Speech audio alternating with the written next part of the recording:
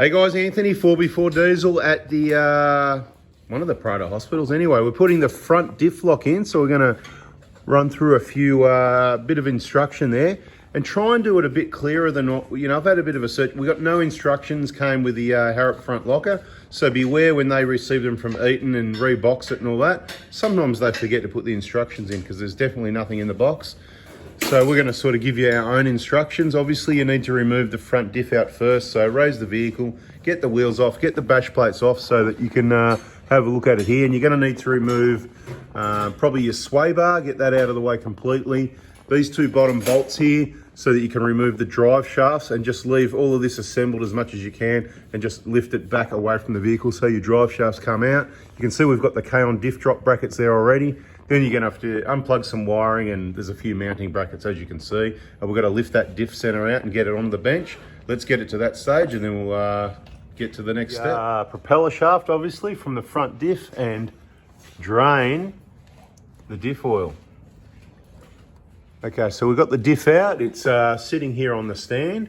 What we found was removing the rear mount made it a little bit more easy to maneuver. You can lift it out with two people, but we've obviously got it on a transmission stand. Now, bear in mind, I haven't done any front diff work on a HILUX or Prado because we don't have problems with them, and I don't install lockers, is the first problem. The next problem is no instructions came with it. Next problem is most of the instructions are pretty vague and general, and we already know stuff about diffs in general. So the things we're going to do is we're going to take measurements before we pull things apart, and we're going to do all the checks and make sure everything's right. So what we're going to do with this one, since it's a part-time four-wheel drive vehicle, we're not going to touch the pinion. Okay, so the pinion, we're not going to do anything with the pinion bearings because they're close enough to like new. Again, only turns when it's a off-road vehicle. It's not like a full-time four-wheel drive Prado. And even the Prados, we don't see any bearing problems. So a lot of places when they do the lockers, they pull the bearings off the carrier and reuse them on your locker anyway. So that's how good they are. So what we need to do, I believe, is remove these bolts here to take this side off to expose the carrier. But again, I haven't done it before, so we're going to progress to that point. We're not going to do the time lapse. We're very busy trying to get the job done, so I'll video what I can, provide what information I can, and hopefully there'll be more information in this video than what you've found in some of the other ones, because I find them all very general. They skip a lot of crucial parts, and yeah, they just don't give enough detail. And you know, there's going to be a bit of waffle in this one, so stay tuned and we'll include what we can. One of the first things we're going to do, although we're at the dirty bench for a dirty diff and all that, we like to clean up as what we can because we don't want any of this crap falling into the diff. So we've just started cleaning. We're going to continue with that. Make sure we've got it clean so any of this rubbish doesn't fall inside.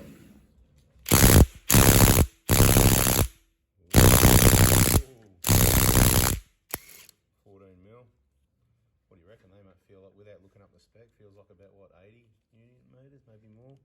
Let's we'll look it up, and you know, tight will do for that. It's just putting the. It's obviously going to be RT here, but you know all that red stuff they use. The red stuff's what they use. Flip it over and do the other side. Fast bolt. Now it's obviously going to be stuck by the RTV, so we'll give it a knock around. Bit of a knock here or there. What do you think? Maybe this part here, nice and needy. Tap, that's it. Tappity tap, leverity lever. It's probably the design position if you went by the workshop manual to split it up. And there's some dowels there as well. All right, locating dowel. All right. Another one of those around here. It's a couple of locating dowels. Precision.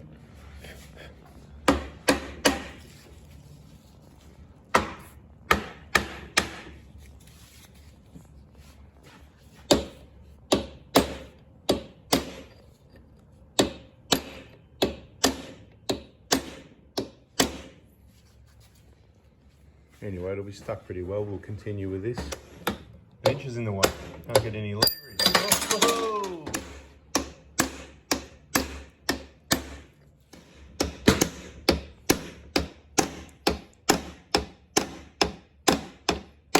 Shocking or starting to loosen up slowly. Nice and slow. Yeah, and don't forget to take that off first, because because that's what you need to do. See if that's going to come off for the whole thing. Just gently lift that out. Beautiful.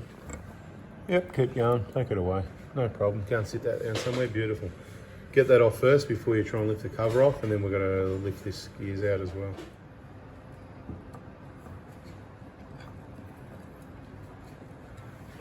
Okay, back sauce.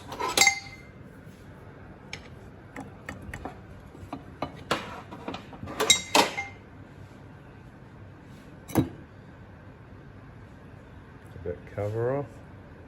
Yep. You'll be all clear now, mate. Some resistance, is there? Sitting. Yeah, it's hitting that. That's what I'm saying. Is that Sitting top? turn. Turn Yeah. over. See if there's a Interesting. or something. Same as before. All right, I'm going to be honest here. I don't really know what I'm doing, but we're going to lift this off like this. We don't think this is the right way to do it, but we're going to do it anyway.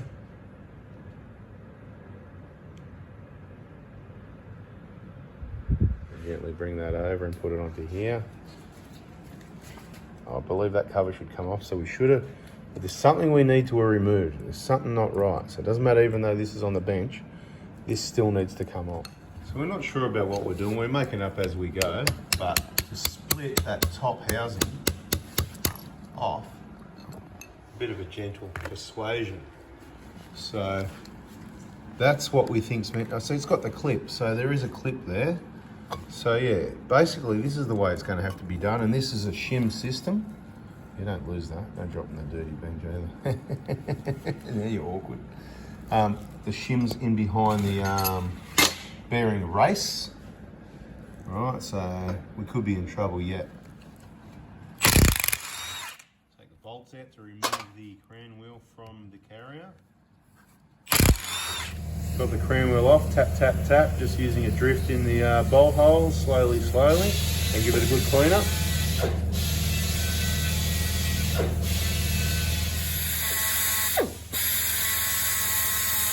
So what's got to happen with the E-locker, that little piece that he's grinding out has to fit in between there, so it locks everything in position.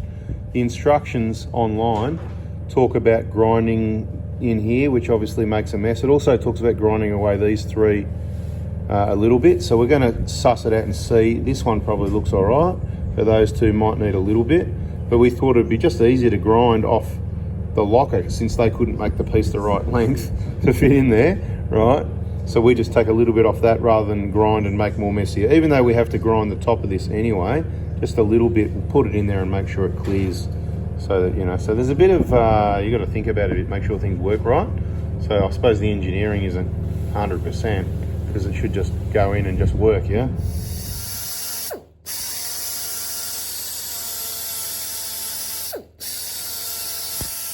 Let's see if it drops on, or if we've got to drop it in some boiling water or put it in the oven. There's the missus home. Can't use the oven if the cook's home. Yeah, could be a oven job. A bucket of boiling water or something, you know?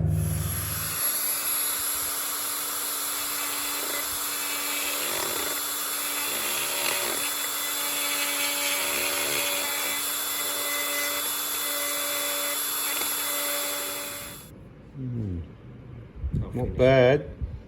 Bloody dodgy grinding. Who did this? All right, so we've completed the grinding, and the electrode magnet's sitting in a good position. So we've got a mark for the wire. So what we've done, come around outside on the top. That's our little mark and been pin punched. And that's the sound of the drill bit getting sharpened up, ready to do the job. And we'll put a rag behind, trying to catch any squawk that comes through. But once it's all done, we're going to give it a final clean up in here anyway. Okay, so we've got some new bearings here. We're just pressing on the inner of the bearing onto the carrier, and of course all the other components, including those pins that activate the locking rounded side on top, and all components would have to be put in place first. So yeah, crown wheel went on, then the locker components, the electromagnet set up, and then the new bearing. Happy days. Oh no, look, there's a big hole in there. What are we going to do with that, you know? Have to stick something in there. A black thing, a wire with a black grommet. Beautiful. This is going to need a good clean out. See the final grinding, we want to make sure we've got plenty of room there so that it could sit how it's meant to sit without getting in the way of anything. But it is going to get a final clean out soon.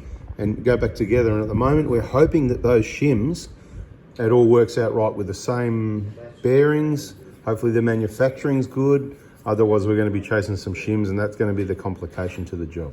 So we've dropped it back in. Obviously, we've fed the wire through in the grommet, right, where we drilled the hole. Happy days. Lined up at the bottom, it's got to sit into that locking area, but we believe it's in the right place. Put the housing cover back on and measured the backlash through the drain hole with a dial indicator, and I've decided that it's acceptable. It's a little bit close on the backlash, but it'll be okay. Once the bearings loosen up a bit, maybe it could be good. So we're going to obviously take this cover back off again. We're going to seal it up, get it back how it was before, and start putting it back in the vehicle. What else do we need to include in there? I don't know. I think that's it. So if you're still watching, you've probably found this is the best HARROP EATON E-LOCKER video you can find on the internet or information.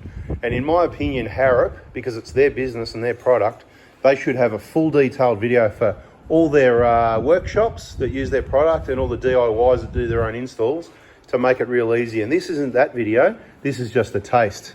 So we've got the cover back on, we've used the red factory stuff. Maybe I put a little bit too much, but at least you know there's enough there. And we'll try not to touch it, otherwise it could get real messy. And of course, we've got to pop this back in. It's back in now. We've cleaned this surface, and now we're going to glue. No, we're going to RTV more of the red stuff. The half shaft with the ADD unit back on. So the way this all works, electronic unit that connects and disconnects. See this gear here? Obviously that outer sleeve there, when it's energized, pops out and engages it. Happy days in full drive. So we just lifted the diff assembly back in position. Obviously, you know, all the mounting brackets, the K-on diff drop stayed in position, so we didn't remove those. Look at that red factory goop. A little bit too much, but yeah, beautiful. I'm just going to make sure all these drive shafts are nice and clean. I might put a little bit more grease on those before we drop them back in, but overall they're looking pretty good. Did the same thing with the seals, make sure it's all clean, not damaged. A little bit of grease to lube it up. Better with the light on, yeah, nice and clean. Let's have a look at that other side again. Beautiful, look at that, see? All right, so pretty straightforward. You'll be able to now see the, let's get up there. So where the plug comes out, we've added a bit of extra because that's how we roll. And there's the plug there ready to plug that locker in. So the instructions actually say do the wiring first, but we generally don't do what we're told. We do what we want to do. And just getting that rear mounting bolt back on, and then the front ones will go on. Happy days. All right, don't forget to put the diff oil in. We're going to put some oil in the diff, get the bash plates on, wheels are on, get the wiring done, and happy days. Okay, so what we're doing now is we've run the wiring up from the, obviously we plugged in the locker, secured the wiring as we went with some zip ties, goes along here, the one from the locker, goes in here. We haven't fully secured it yet, goes into the vehicle. We've got one wire coming out to get power. And we're going to put the swish in the dashboard, the swishy. This is going to go on there. Yep, on there somewhere. One of those will do to get us power. So you work out with your wiring where you're going to get your power source from. It's not that complicated, but you need to work out where you want to get your power, where you want to have your switches and all that sort of thing. But we'll show you the finished product soon, and I reckon that'll about wrap it up. We'll do some tests to make sure it works right.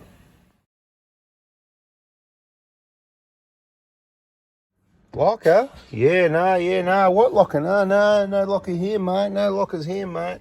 Oh, yeah, the secret locker switch underneath there. There it is.